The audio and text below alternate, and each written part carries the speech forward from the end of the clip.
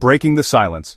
Recognizing post-vaccination syndrome finds post-acute COVID-19 vaccination syndrome is a distinct, measurable medical condition. A new peer-reviewed study, co-authored by IMA's Dr. Joseph Varon and Matthew Halma, shows clear evidence that post-acute COVID-19 vaccination syndrome, or PACVS, is a distinct, measurable medical condition. This original IMA study defines post-vaccine syndrome and urges medicine to catch up. Despite thousands of first-hand accounts and a growing body of data, those injured by the COVID-19 vaccine have faced an uphill battle. Patients with persistent symptoms have been told they're just anxious, tired, or even imagining it. During the pandemic, many were accused of spreading misinformation simply for sharing their experiences. As a result, many patients experience a steady health decline. This often affects their ability to work and to earn a living. To make matters worse, those harmed by COVID shots have very few financial recovery options. The COVID-specific Countermeasures Injury Compensation Program, or CICP, has compensated only a small fraction of claims, leaving most affected patients without vital financial support. This new research compares post-vaccination symptoms to long COVID, highlighting both shared and unique features. It underscores the need for improved diagnostic tools, recognition of PACVS as a distinct condition, and importantly, more funding for treatment research. One primary target is the spike protein. The study authors note, the spike protein has been shown to disrupt several physiological systems, including mitochondrial function, clotting, endothelial function, immune signaling, and blood-brain barrier permeability.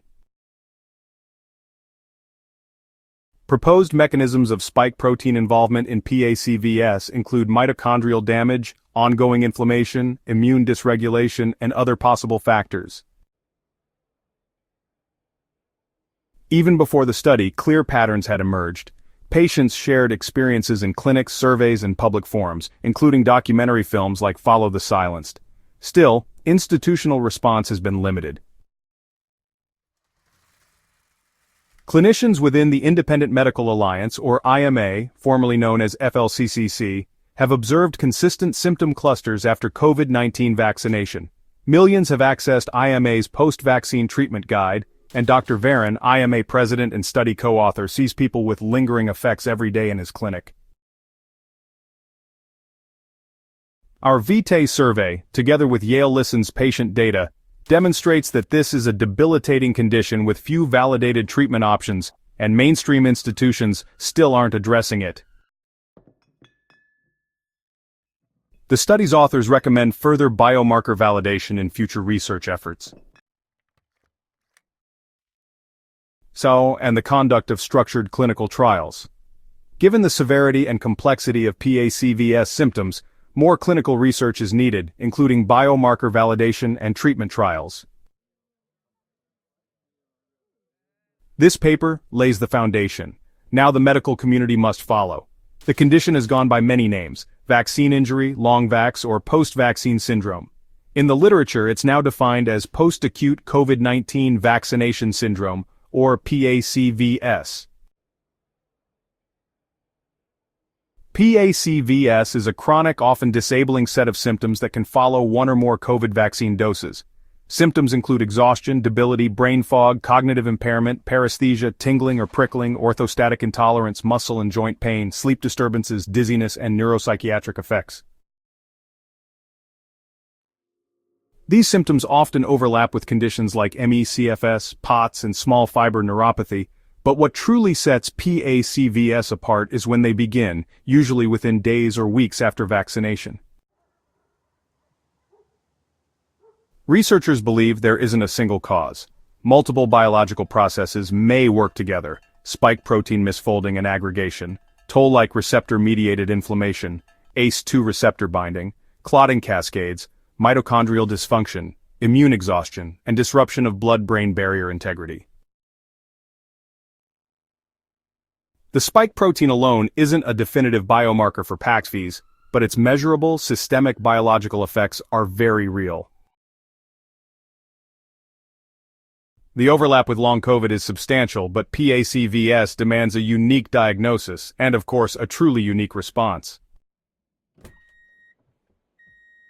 This study marks another key step toward broader medical recognition of PACVS. Like Lyme disease and other once-dismissed illnesses, achieving recognition for PACVS demands ongoing research, advocacy, and education, efforts that IMA remains dedicated to advancing. We continue developing practical patient guides and detailed treatment protocols. Our provider database helps patients find knowledgeable care. Through advocacy campaigns like Smart Moms Ask, we raise awareness and aim to prevent harm. Ongoing research will be shared in external medical journals and our independent medical journal, building on the progress made here. This publication marks a milestone. Our commitment is to bring clarity, care, and ongoing support to those affected by PACVS. The silence is finally beginning to break. There is honestly ample and growing evidence for a post-vaccination syndrome, with symptom profiles that are remarkably similar to long COVID, though of course, there are some important and distinct differences.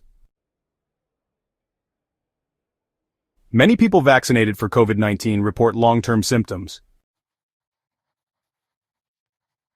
While many IMA-affiliated providers are experienced in recognizing and treating PACVS, much of the broader medical community has yet to catch up.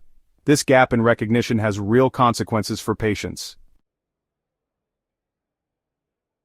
Patients with post-vaccination syndrome often face a lack of recognition, which prevents them from getting proper treatment and support. Your support makes this work possible. Every donation funds research, strengthens patient-provider connections, and expands advocacy. Together, we help ensure PACVS patients receive the care and recognition they deserve.